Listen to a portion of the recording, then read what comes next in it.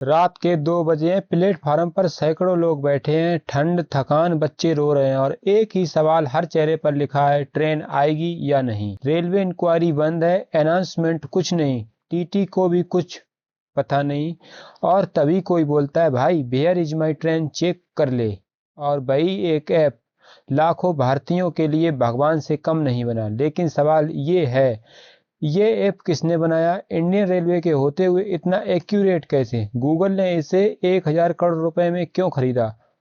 और क्या ये सच में उतना ही सेफ है जितना दिखता है? आज हम जानेंगे where is my train app की रियल ट्रुथ कहानी। इंडिया में लगभग 2.5 करोड़ लोग ट्रेन से रोज ही यात्रा करते हैं, लेकिन प्रॉब्लम ये है, ट्रेन लेट आती है, नो क्लियर अनाउंसमेंट, कोई भी अनाउंसमेंट का कुछ पता नहीं चलता है कि वो कब आएगी कब नहीं आएगी। और जो छोटी स्टेशनों पे है वहाँ पे इंक्वायरी सिस्टम बहुत ही लो है, और जो गांव टाइप के एरिया है वहाँ पे इंटरनेट काफ़ी स्लो भी होता है। पहले क्या होता था, लोग अंदाजा लगाते थे, एक दूसरे से पूछते थे, गलत इन्फॉर्मेशन फैलती थी। कई बार लोग ट्रेन मिस कर देते थे क्योंकि उनको सही टाइम का पता नहीं चल पाता था। इंडियन रेलवे के पास सब कुछ ट्रेन का डाटा होता था, यात्रियों तक है वो सही तरीके से नहीं पहुंच रहा था। और यहीं से एक आइडिया ने जन्म लिया। इस कहानी का हीरो कोई बड़ा बिजनेसमैन नहीं है, ना कोई रेलवे ऑफिसर है, एक नॉर्मल सॉफ्टवेयर इंजीनियर।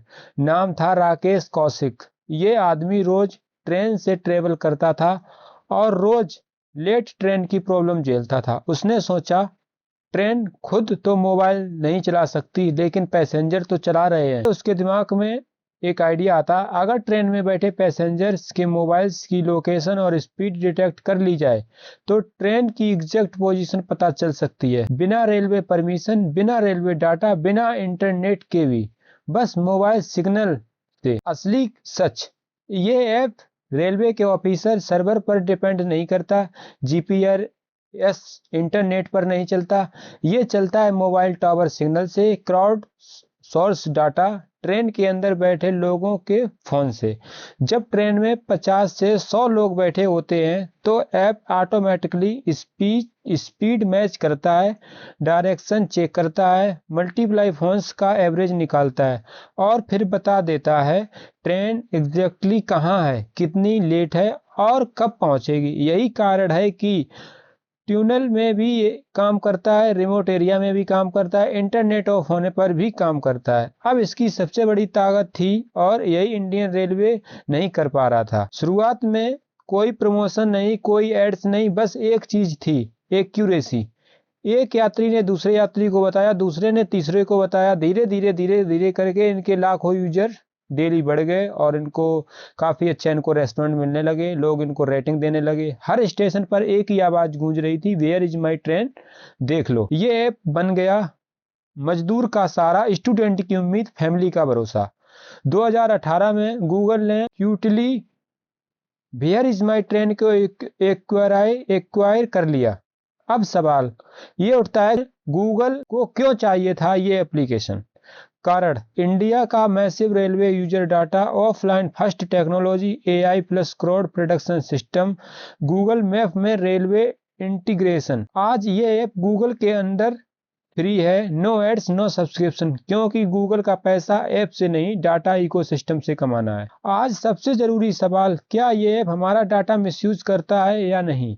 सच ये है, ये ऐप इंडिविजुअल यूजर को ट्रैक नहीं करता है, डाटा एनोनिमस होता है, लोकेशन ट्रेंड के मूवमेंट के लिए यूज होती है, लेकिन ये क्राउड बिहेवियर स्टडी जरूर करता है। गूगल के एआई मॉडल के लिए डाटा वैल्यूएबल है, मतलब आप प्रोडक्ट नहीं है लेकिन इकोसिस्टम का हिस्सा जरूर है।